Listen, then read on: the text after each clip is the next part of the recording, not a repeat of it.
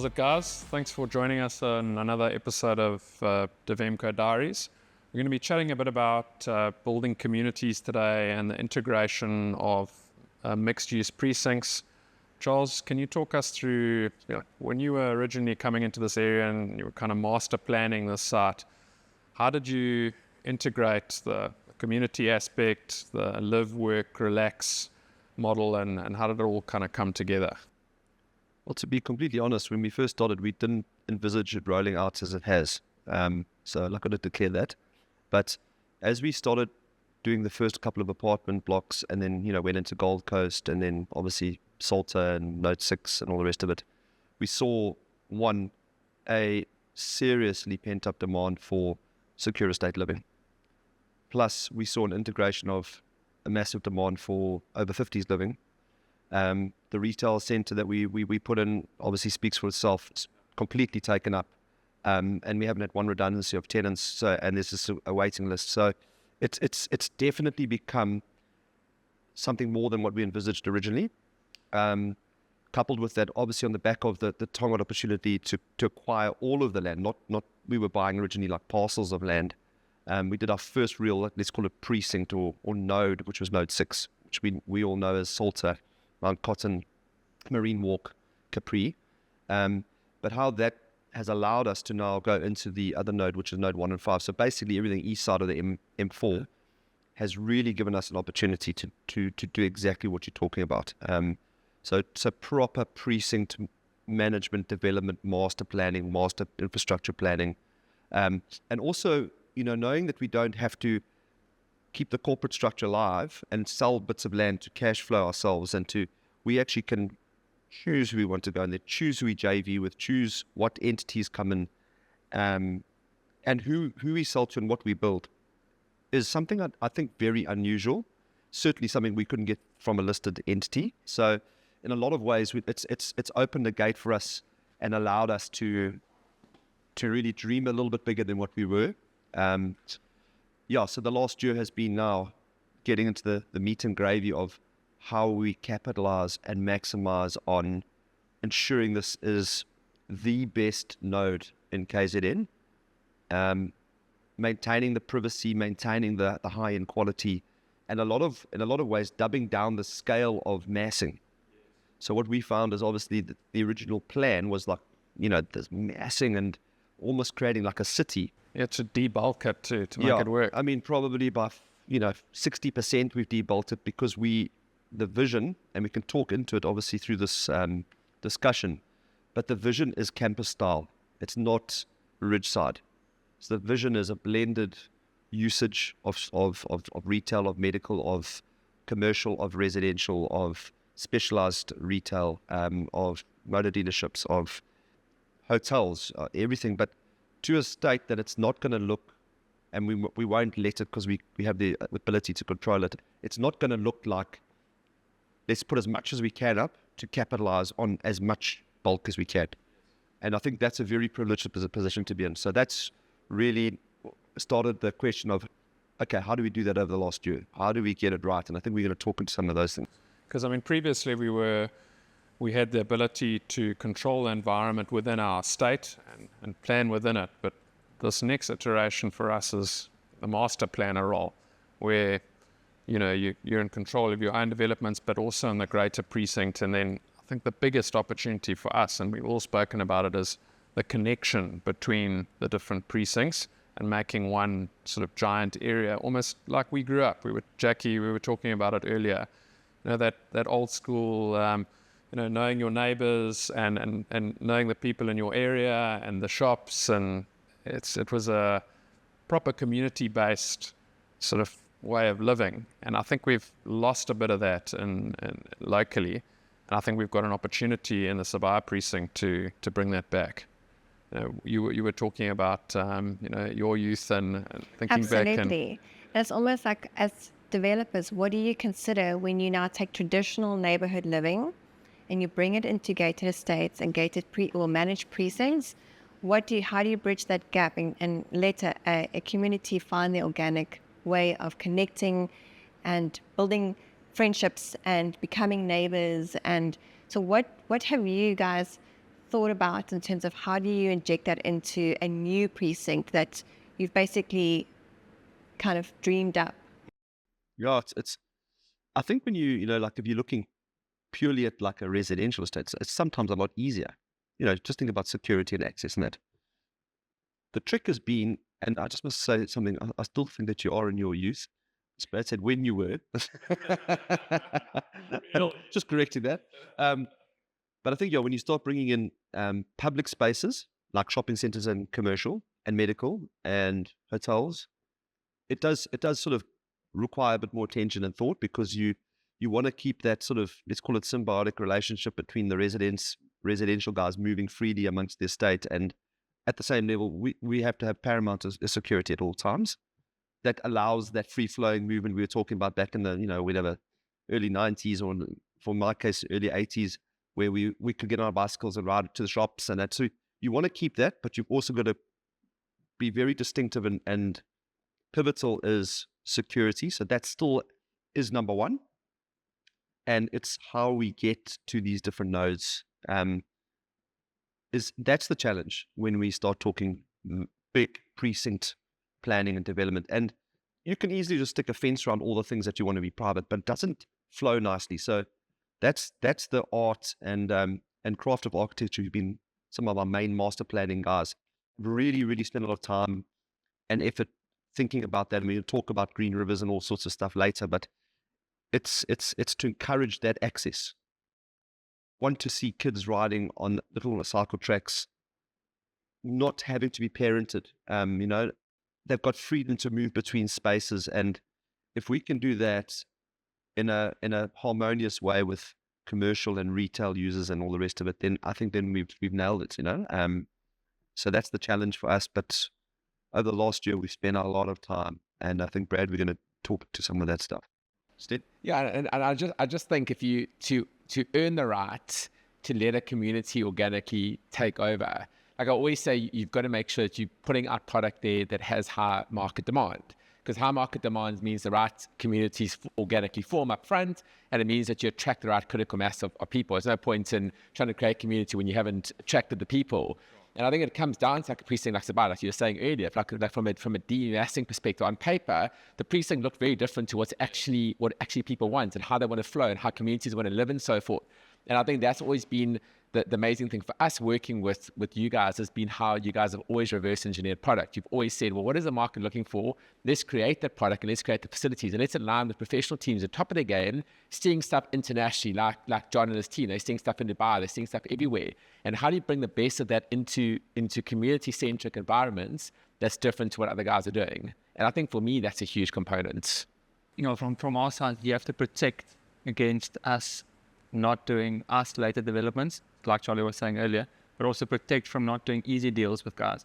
So a lot of guys want to do things, but it might not fit into the ultimate master in 20 years' time. It might work now. Yeah. So the community wants this now, but we know in 20 years it's not going to work with what we have planned. So I think it's hard to protect against that because guys want to do things. So we as developers have to say no a lot, which is a hard thing to do because we actually just want to do it. It's actually like a discipline to curate it. Yeah, and I think that's the biggest trick we found. Last year we haven't actually built anything. We've just been planning for a year now, curating it, like Brad you'd like to say. Yeah. And we go along the shopping centers, whatever we do, we don't actually sign anything. Bring everyone in, asking them what they want. So a lot of times we've learned over those last couple of years that we don't actually know what people want. We think we know. Obviously, there's lots of market research or whatever else, but when you actually talk to the person and say, yes, this shop, what do you guys actually want? Do you want to be next to a hospital? Should a hospital come in? They're like, no, we don't want that. Do you want dealership? Yes, we want dealerships next to that. Then eventually we start molding a picture that actually works for everyone. Yeah, I think that's been a hard part for us to learn, that we don't know everything. And what we do know is that we're not talking about something over the next 2-3 years that we're going to roll out. So what people want also changes. So, an example of that is, last year we rewind back to elections. No one knew what was going to happen. It was a very unsettling time. And, it just takes a resolution of that with a couple of interest rate drops, with a bit more confidence in the commercial space. After COVID, there was no confidence in the commercial space. That whole thing is continually evolving and changing. And our and I think we do it quite well, is we continually evolve as that demand is changing. And then exactly what Scott's saying, we've got to make sure that we don't just go, all right, let's sign up 4 hotels. Because we know if we put 4 hotels up, they're going to compete against each other, and then none of them are going to work. So yeah, it's a nice problem to have. I think it's the first time in this entire node that someone has got the ability to say no to cash because we've got a bigger vision. And that's what we really pride ourselves on. But what does that look like, the regrouping during the course of the project? I mean, how do you manage to achieve that? In the sense that, like you say, conditions are changing, demands are changing, like that, and how do you keep evolving that while still having to sort of plan ahead and forecast and go through approvals and everything else? I think it's having that initial master plan set out quite well, and then adjusting the master plan without compromising anywhere. For sure. So as we learn new things, we do new things, like, let's say our offices, we've moved the offices into a shopping center, and it's been amazing for us. And now we can see how that is kind of the future, as to being close in a mixed-use hub, not the traditional office block that is a kilometer away from anywhere. We have to get into your car, drive to a shop for lunch, come back. We know it doesn't work. But the new way of thinking is integrating all the uses that work with each other. If you're doing something, make sure you don't compete with yourself and with other people. So we're not going to do 4 hairdressers next to each other, because we know in the long term it's not going to work. But I think that's been the key, is to have a massive master plan, stick to it to an extent, but also be flexible. If a new concept comes in, or a guy comes with a good idea, if we integrate it, we see if we can mix the uses up and we actually execute the plan. And I think just to add to that as well, our tenants and our buyers and our long-term investors and all those guys, we've got a very personal relationship with them. And So our we clients. protect them. And our clients, we protect them. So we understand that let's call it a supermarket. We can't just go and put all the supermarkets up, because to start up a supermarket, it takes time to get your fit out back and your TI back, and start training the staff and getting the product right and understanding what exactly the demographics wants in that store. And it takes years, and finally you start making profit. To go to stick in 2 other big boxes would destroy that business. And that particular individual is actually someone we know, and we've walked a journey, and we've walked that year with them, and we sensed him. So as let's call it a touchy-feely, more personal, hands-on approach, is way better than a corporate approach. Let's just collect the check. And that's, I think, a massive part of sustainability. When we developed Salter coming out of a COVID environment as well, I think that evolution we saw, and people were wanting secure, open spaces. Everyone would be confined to their homes, even within estates. So I think if you can integrate green areas, parks, when we've got that central park principle, Salter, which we're now looking to expand into this area, I think we're really seeing people wanting to exercise, be outdoors with their families. The multi-generational trend, we've got Capri, we've got grandparents meeting their kids and their families, exercising together. And I think we're seeing, even internationally, people wanting to be outdoors and experiencing their environment. And in SA, it's important to be in a secure area. So I think that's our next opportunity, is to link this grand plan and everything that's been done really well in isolation, to now link that into a master precinct over hundreds of hectares and forests. Which type of activations do you think is important to sort of ignite the natural organic relationship building in a community? So I know there's a night run that happens. Yeah, so there's what we've seen in this community. It is active. They've chosen this area for a reason. I mean, there's 350 hectares of forest. They're in the forest anyway. They're running, they're exercising. There's youngsters, and even our retirement schemes are kind of pitched at an active over 50, as we say. But I think creating clubhouses that work, that are multi-purpose spaces. We start encouraging all those special interest groups and clubs. There's birding groups, there's runners, there's cyclists. You create facilities which make sense for fairly broad set, and then you always need to get out the way and let these organically happen. And we're really seeing that. I mean, we've done some family days. We bring people together. They get to meet their neighbors. And then it happens organically after that, which is really cool to see. Yeah, I think that, maybe to add on to Brad, I think the key focus for us is like 4 or 5 pillars in development. Safety is obviously number 1 in South Africa, but it's not safety just in the community, it's safety in the broader precinct, and how you integrate that someone's comfortable to walk to a shop, comfortable to do stuff and not feel, that is the modern South Africa. People don't really like to walk around anymore. You don't go in between spaces. So we're trying to create a space where everyone is comfortable to be active, comfortable to use the forest, comfortable to do whatever they want to do, with a lot of tech behind it.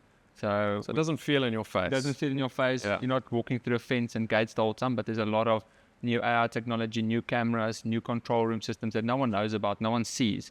But it's there and we know it works. And technology is advancing rapidly in the security space. We go to the international convention in Europe every year, check what's the latest. We learn from ourselves and from other developers. We learn from what's happening in the world. So I think that's one thing we've made a conscious effort over the last term is called a while is to make sure that we are constantly evolving, not falling behind, understanding what the market wants. So obviously safety is a big one. And then I think the next one is traversing through the precincts. So how do you effectively get people out into the streets comfortably? And I think that's something I don't think anyone in South Africa has kind of got right yet. It's most people fence it in. I think Cape Town, the waterfront, that kind of, and they have got it right to an extent, but there's also issues there.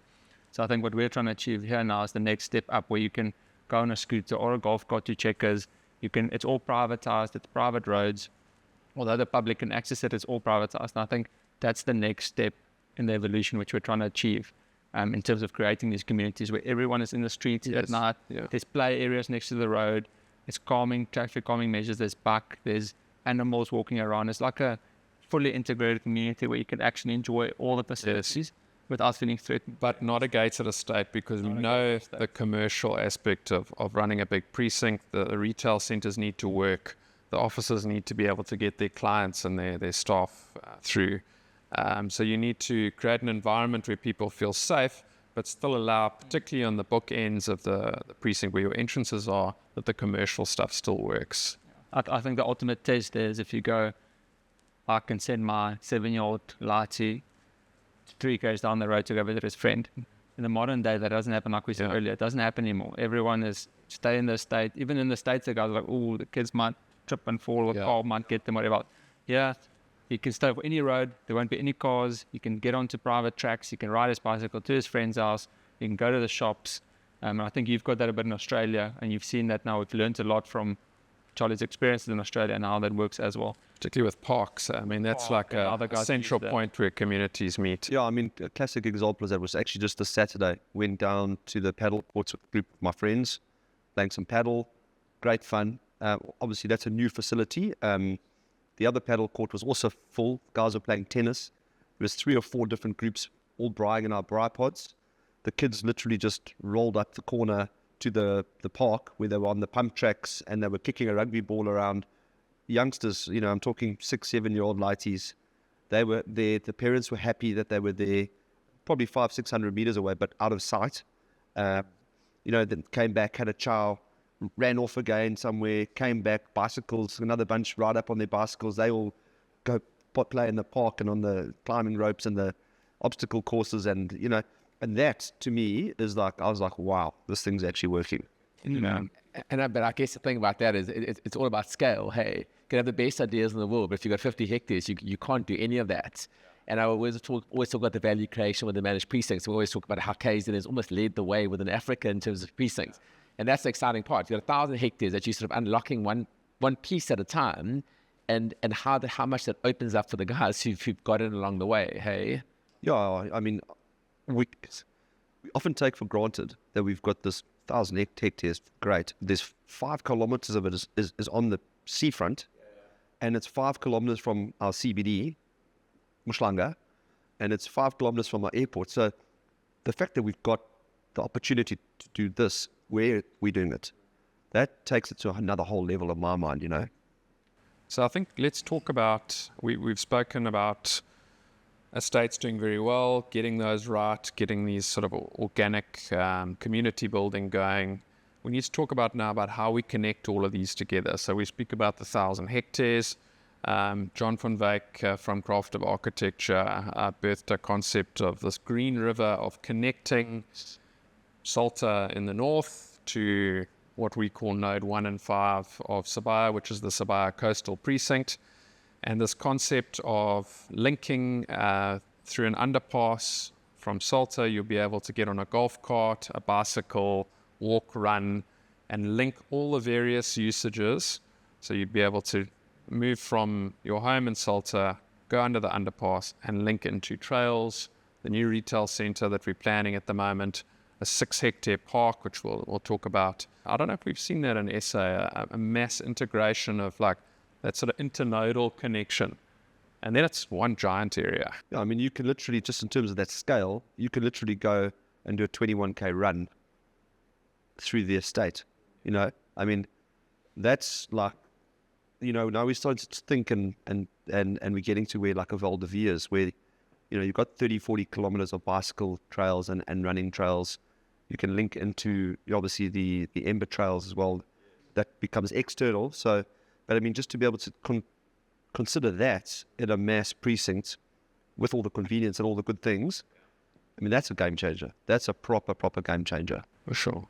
I mean, we're planning a park at the moment where we can take advantage of all of these things that we've spoken about. The Ember trails you mentioned, you know, that can be the trailhead for that. You can get to the north coast from there. There's nowhere in Durban North, Umhlanga, La Lucia, where young families can come from outside. So there's destination appeal. Come to the park, have a meal.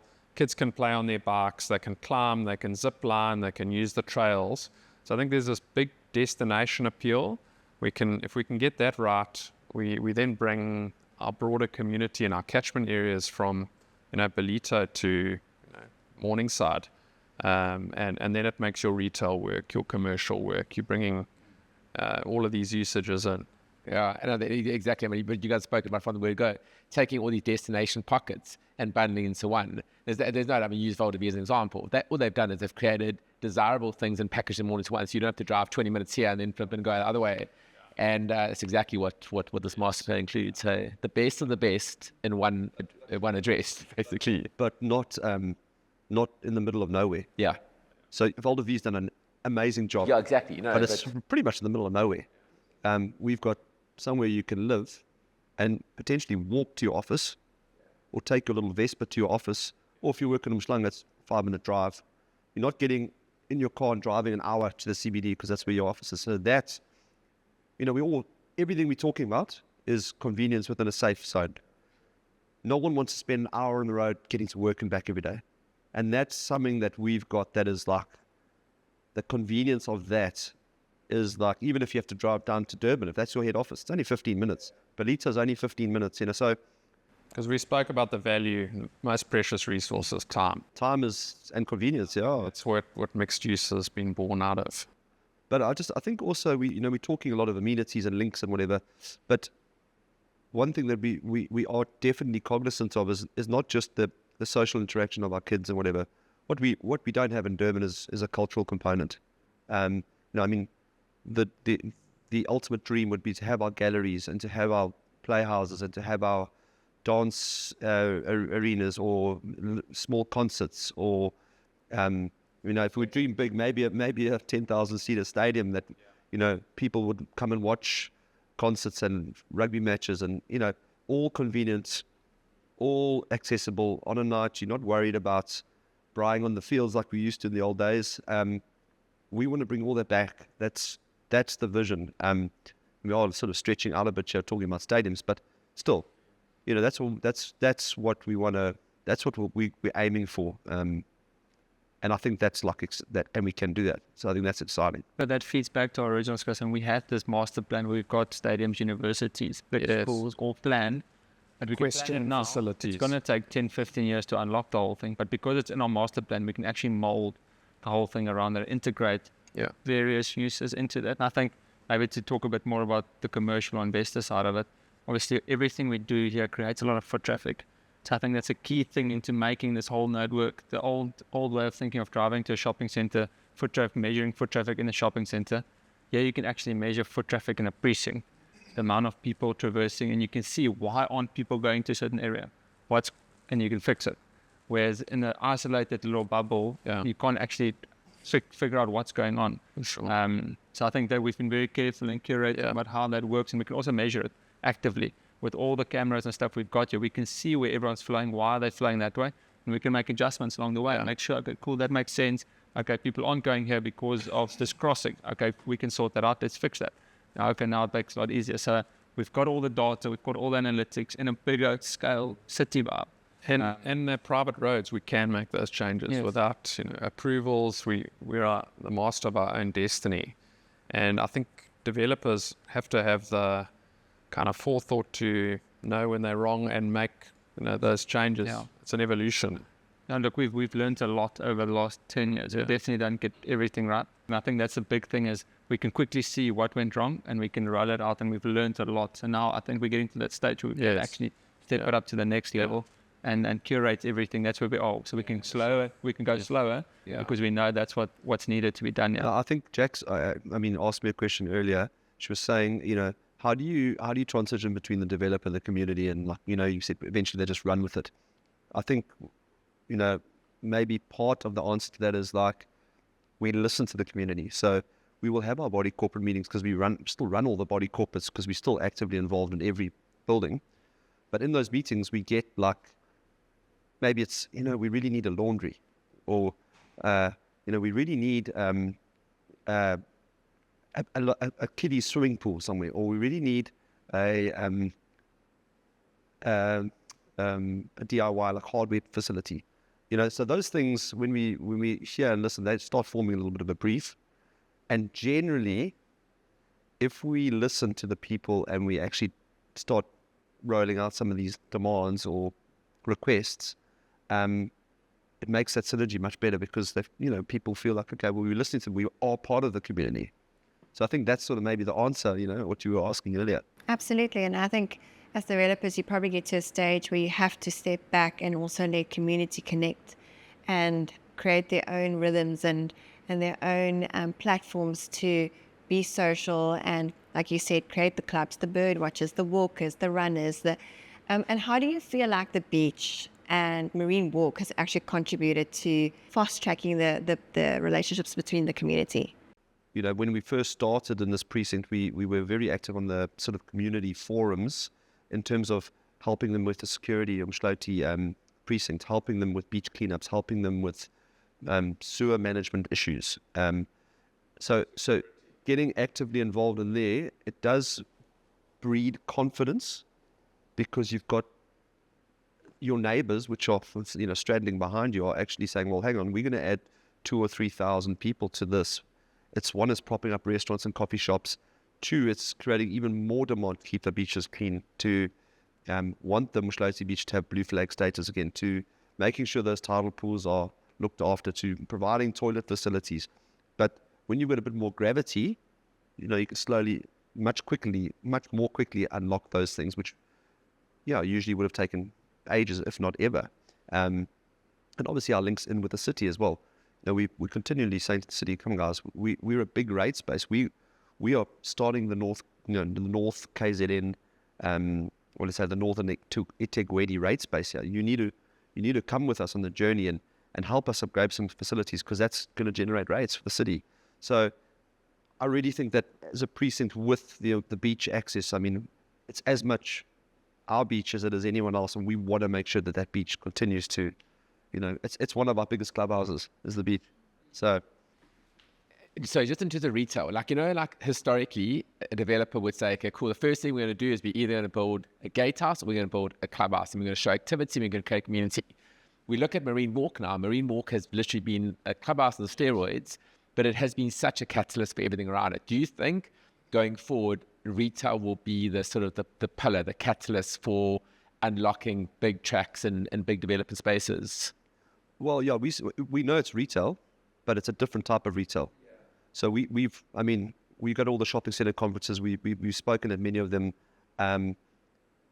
Retail, as we know it, is moving away from those big mega malls, particularly during COVID. Those enclosed malls, the realization for people is that actually I want a retail entertainment experience. I want a safe experience. I want convenience of parking. I want the ability to socialize with friends.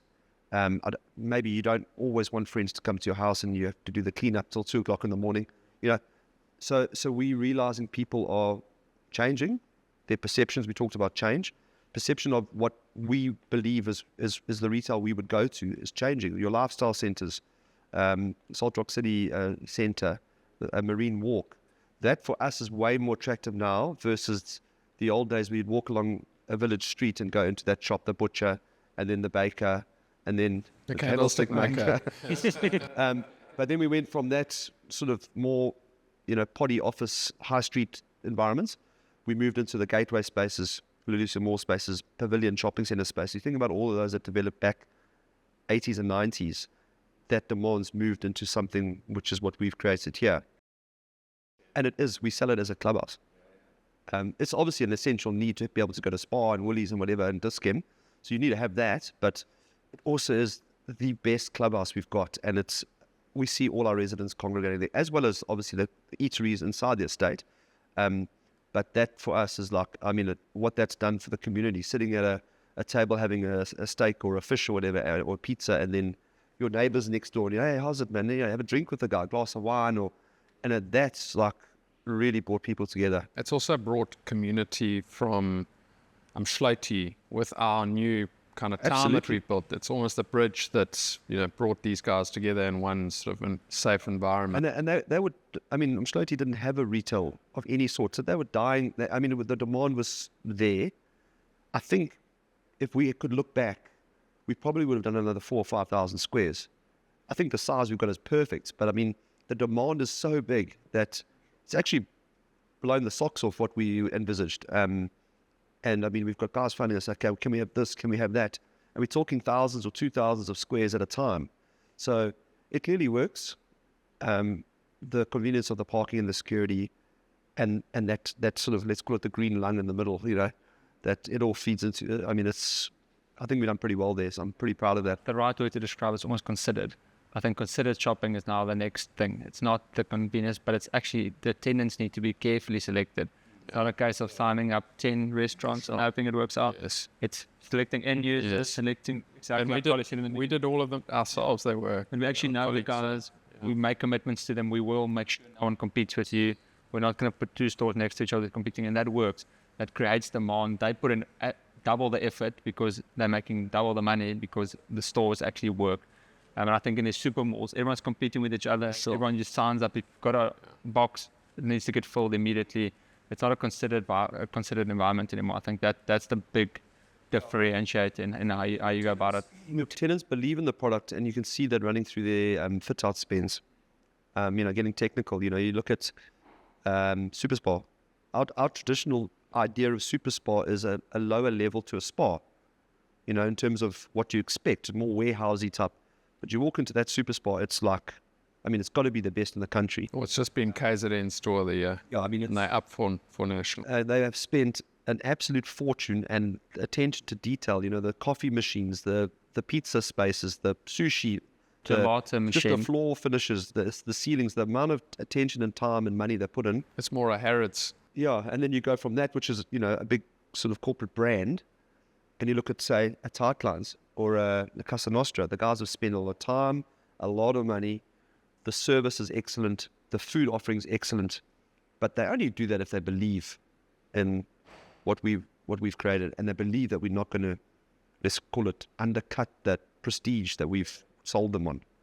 And I think that's working. I think a big success of Marine Walk is we've managed to find owner-operators in all these restaurants. They generally live close by or in the area. The guys, the success of the place is, their bread and butter. So they're in there every day. They're the personalities behind them. You can't beat guys that are at the coalface and, creating the environments for their customers that really care. And I think that's a big part of the success of Marine Walk. So that, to me, that is what we're talking about. That's the microcosm of what we're going to roll out in the precinct. Handpicked, selected, well managed. We're not going to sell ourselves short, because if you just put a big horrible box in the middle of that or the end of the center, we kill that center. So it's almost the micro version of what we want to roll out. And I'll use Brad word, curate, not only for demand, but for excellence.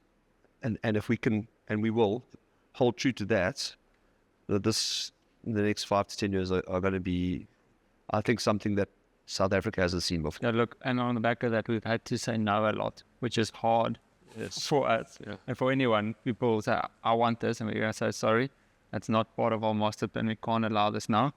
Maybe that's in phase 6 of this, so you're going to have to wait 10 years. And I was like, but I've got the money now, let's go, let's do it. Yes. So I think it's hard, and I think to protect against that's been hard as well, where everyone wants to quickly get going and whatever else. But I think we've gotten to that stage now where we have gone past that hurdle where we can actually manage everything. We can say no. We feel comfortable saying no to guys and saying, change it. Do this and this and this, and we can make it work.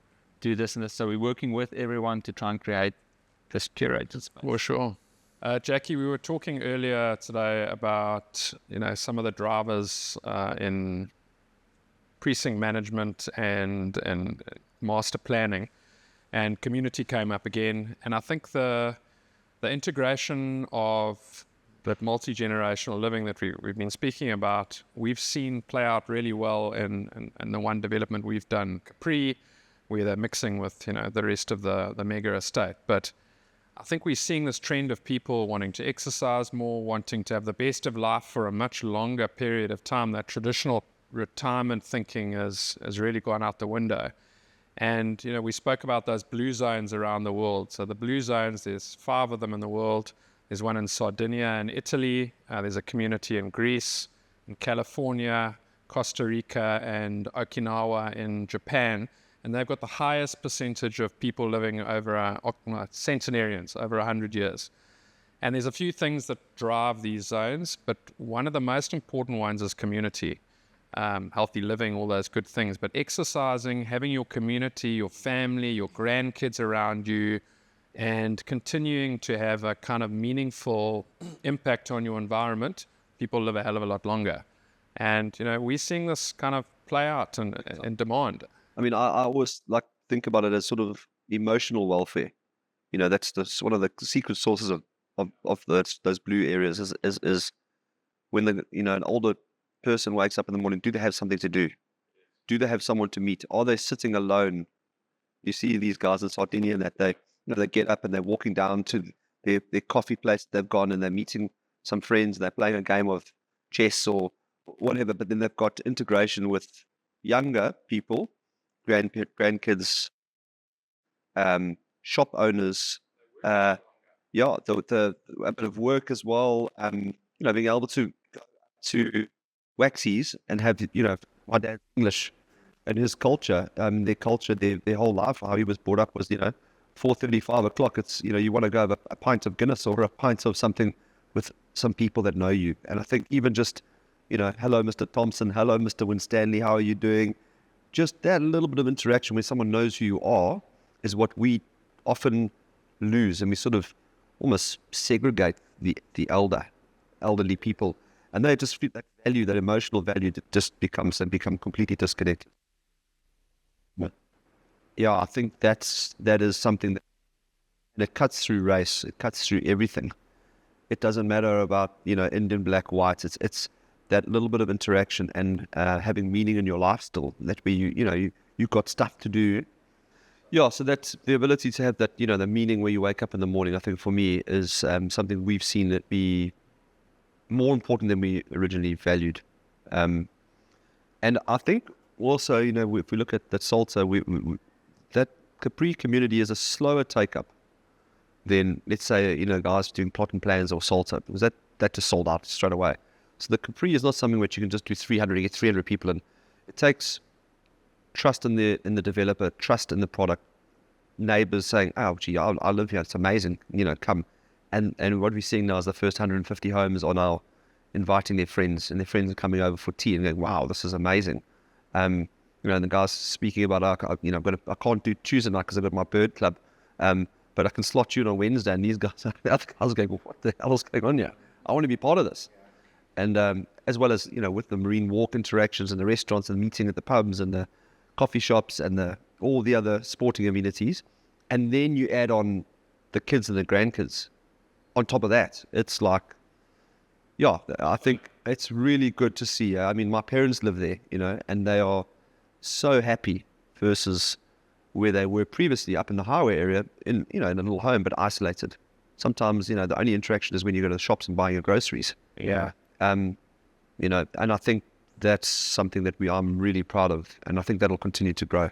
Yeah, it's interesting. 'Cause, I mean, the family going through the process of relocating parents, and finally managed to convince them that to get free. But it's a whole challenge. You realize that there's a challenge from both sides. It's those in the retirement phase accepting that that's where they want to go, but it's also how difficult it is for the children to convince their parents, because one step forward, one step back. You know what I mean? So and I think that's where the multi-generation percentage, you realize how important those are to the comfort on both sides. In terms of, I know my folks, they're actually most excited for the greater facilities within Salter, Marine Walk, the beach down the road. So it's just an interesting psychology, and I think that's so vitally important going forward, and how the community then organically grows. So Quite a discerning buyer now. I mean, it's a big decision, obviously, but they are wanting, to be able to go and mountain bike from the area. It's not just a bowling green, which is important. The guys are really active, and I've been surprised at how many of the guys are still actively working. They've got opportunities, they've got businesses. They're adding value in whatever their chosen careers are. It's quite a different group to what we've traditionally thought of as a retiree. Yeah, I mean, we can see that, if you go into the clubhouse, you often got, guys on their laptops, sitting there having a cup of coffee in their 70s or even early 80s, and they're still on their laptops doing work. They're working. They're adding value. One, because they want to, and two, because a lot of people still need to. That's the reality of the cost of living nowadays. So, and if you're fit and healthy and you mentally keep healthy and emotionally looked after, I think that builds happiness. The one thing I'll also add to that is, it's all good and well saying this, mixed, blended, sort of multi-generational community, but you've got to give the retirees something they want to live in. So that little product we've got there, which is, generally three bedroom, 2 bathroom, or 3 bedroom, 3 bathroom, freestanding homes, pet friendly. We've got guys there that have 2 or 3 little pets. We've got guys there that love their gardening, so they want to make their garden they love it. So they spend hours and hours and hours in their garden. We don't necessarily want to live in an apartment. And yes, we could call it multi-generational living and put up apartment blocks, but that's not where they want to be. And I think that's what we've done when we talked about being sensitive to what the market wants, not sensitive to what our balance sheet shows. We could bang up 500 apartments and make more money. But is that what the end user wants? And we haven't done that. So I think that adds value when you're giving, you're potentially your last home is something that you're really proud of.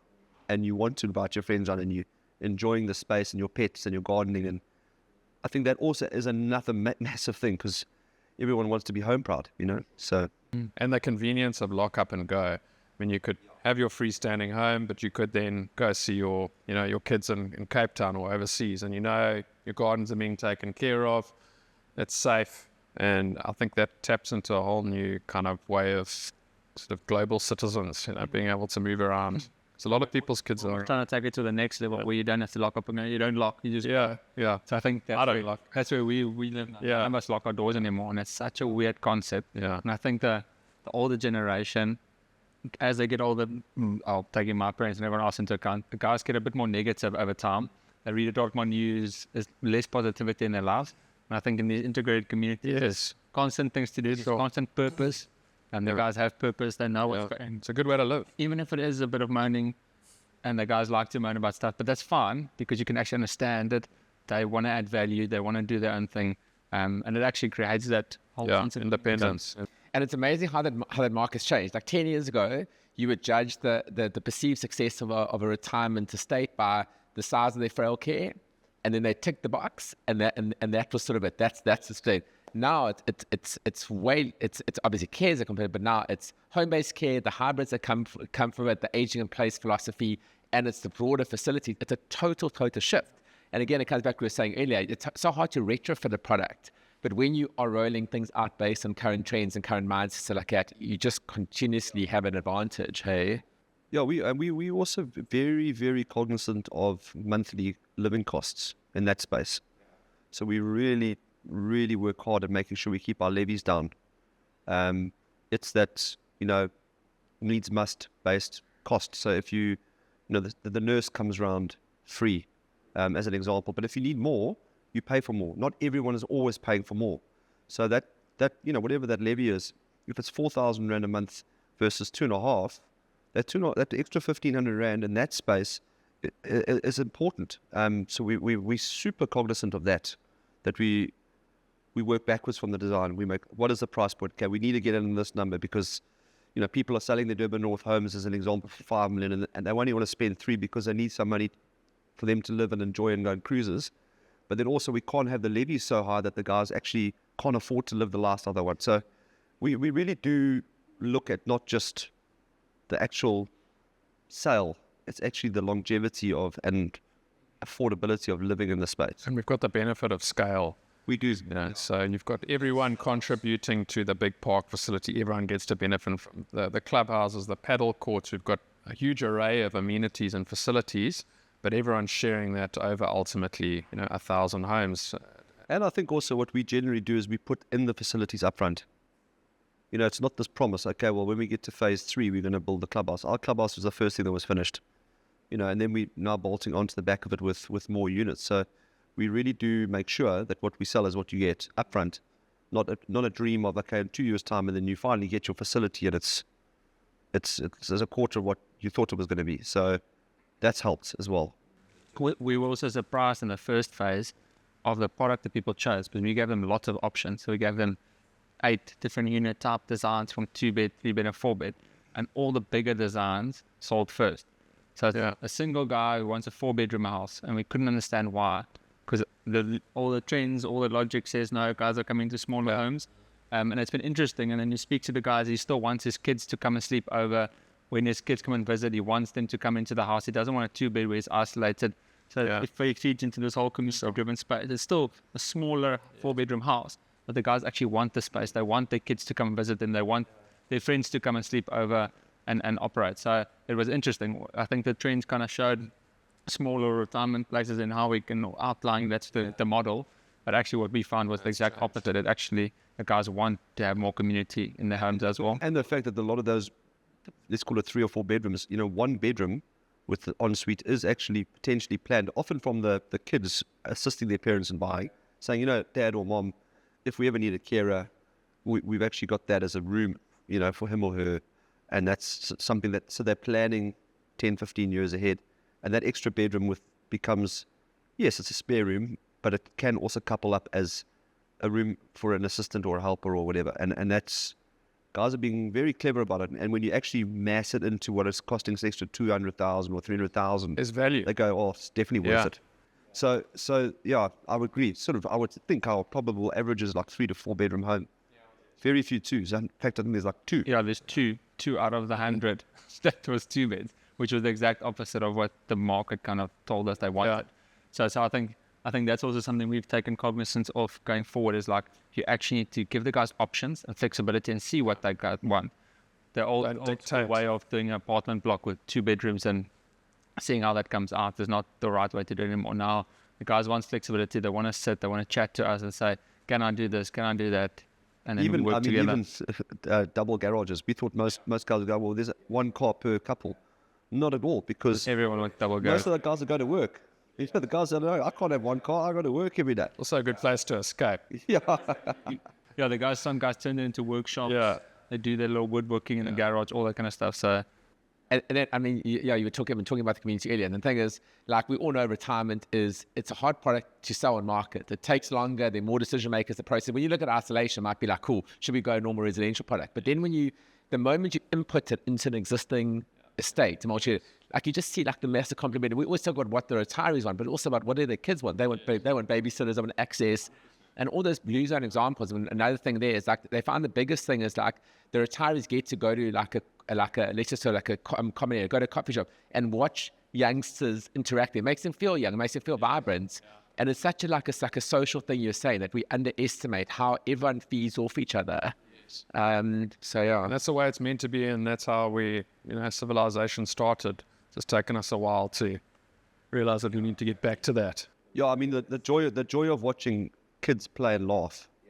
Even if I'm on a retiree, not yet, just yet, but I mean you can't help but be happy watching kids have good fun and laugh, and that's that emotional thing that we add, and I think it's working really well.